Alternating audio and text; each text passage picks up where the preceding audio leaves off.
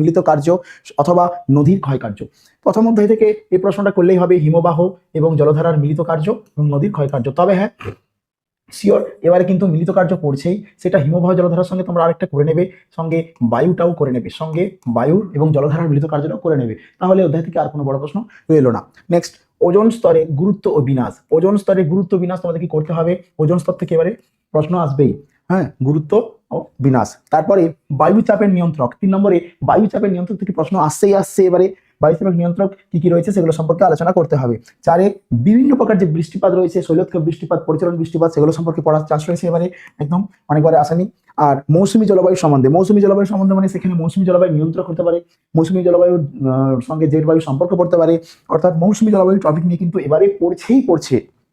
Next দেখো, সমুদ্র স্রোতের কারণ ও জোয়ার ভাটার ফলাফল। এখানে আমি 3টে স্টার দিয়ে রাখলাম, এবারে এটা থেকে প্রশ্ন পড়ছে। সমুদ্র স্রোতের কারণ ও জোয়ার ভাটার ফলাফল, ঠিক আছে, 6 নম্বরে হয়ে গেল। 7 নম্বরে উত্তর ভারতের নদী এবং দক্ষিণ ভারতের নদীর মধ্যে পার্থক্য, এটা চান্স রয়েছে প্রবল, আমি অনেকগুলো স্টার দিলাম, এখান থেকে এই প্রশ্নটা করলেই হবে, আর দরকার নেই। নেক্সট, চাঁদ, তোমরা যেন একটা অনুকূল ভৌগোলিক পরিবেশ পড়ে, কিন্তু এবারে কার্পাস চায়ের মধ্যেই পড়বে, এবারে হয় কার্পাস না হয় চাই, দুটোর মধ্যে পড়বে, একেবারে পরীক্ষার হলে গিয়ে প্রশ্নটি তোমরা দেখতে পাবে, এটাও গুরুত্বপূর্ণ প্রশ্ন।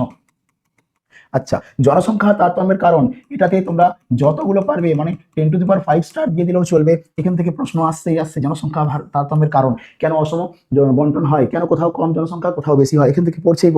এবং 10 নম্বর প্রশ্ন, পশ্চিম ও মধ্য ভারতের কার্পাস বাস্তবায়ন শিল্পের কেন্দ্রীভবনের কারণ। ভারতের পশ্চিম এবং মধ্য দিকে কার্পাস বয়ন শিল্প কেন্দ্রীভূত হয়েছে কেন, এই প্রশ্নটা পড়ছে। তাহলে এই টপ 10 এই 10টা প্রশ্ন করলেই তোমার পুরো সারা বছরের ভূগোলে যত বড় প্রশ্ন আছে সব করা হয়ে গেল, এগুলোর বাইরে আর কোনো প্রশ্ন নেই। এগুলো করলে তুমি কিন্তু বড় প্রশ্ন থেকে যে চিন্তা, বড় প্রশ্নের যে টেনশন, সেখান থেকে মুক্তি, তোমার কোনো অসুবিধা নেই। হ্যাঁ আমি জানি তোমরা অনেকেই বলবে যে বড় প্রশ্ন তো দিলেন, এবারে 3 নম্বর 2 নম্বরে কিছু বলুন, আসতে চলেছে, দেখতে থাকো তোমরা, আমাদের সঙ্গে থাকো। কেরিয়ার দিশারি একাডেমি সিরিয়াল যে 9-10 চ্যানেল রয়েছে, সেখানে কিন্তু এরকম পরপর ভিডিও আসতেই থাকবে তোমাদের। এই এক মাস সময়, একটা মাসে তোমাদের কিন্তু তৈরি করে নিতে হবে, একটা মাসে কোনোভাবে অবহেলা নয়, তোমাকে কিন্তু